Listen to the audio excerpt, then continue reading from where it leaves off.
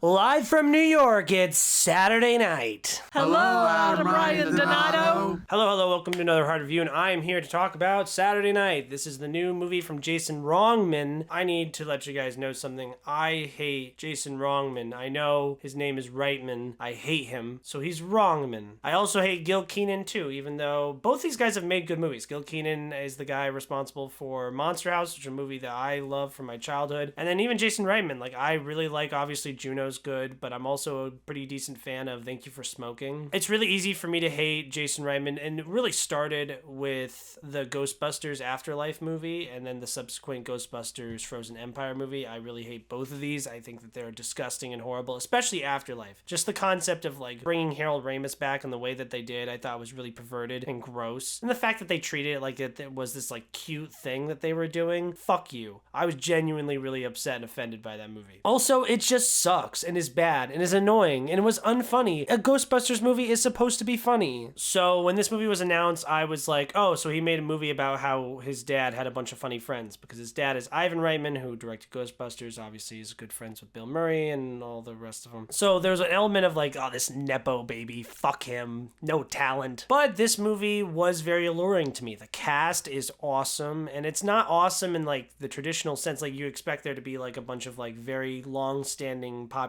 A-list names. It's not really that. It's a bunch of really popular younger up-and-coming names. You have Cooper Hoffman here, Rachel Sennott, Lamorne Morris. Hell, this movie stars Sammy Fabelman, who, by the way, I think is the best performance in this movie. Obviously, he gets the most to do, but it's really interesting watching him. It's almost like watching that Steve Jobs movie with Michael Fassbender, and Sammy Fabelman is Steve Jobs, just running around where it's right before the thing is about to happen. He's trying to make sure that everything stays together, make sure the guys up top are happy, make sure the cast and the crew is happy, solve any problems that are going on, and just make sure you keep your own head on straight. This movie feels like Uncut Gems a little bit, and how stress-inducing it is, but it also is counteracted by the fact of how funny it is. We're surrounded by all these hilarious, all-time great comedians, and there's so many great performances emulating these comedians, which anyone who's a fan of the show, I'm not really a fan of the show either. So that's why I really found it funny that I was so into this movie, because I'm not a fan of the filmmakers, and I'm not a fan of the subject material. I'm aware of a lot of these things. I'm a big fan of Andy Kaufman, so the Mighty Mouse thing really connected with me. I know who all these celebrities are. So it's a very funny movie. We're constantly left, right, meeting new people, new bits are going on. The pacing of this movie is electric. I never once felt when are we? I really like the sets as well, the costume design, the hair and makeup. Everything is really great about this movie. I've really felt like I was in a time and a place in an authentic kind of way. I really like the spirit of creativity that the movie brought out. The idea of taking risks, of handing the reins over to a younger generation and letting them swing for the fences. So I'm really all about what this movie's all about. There's little tidbits here, if you know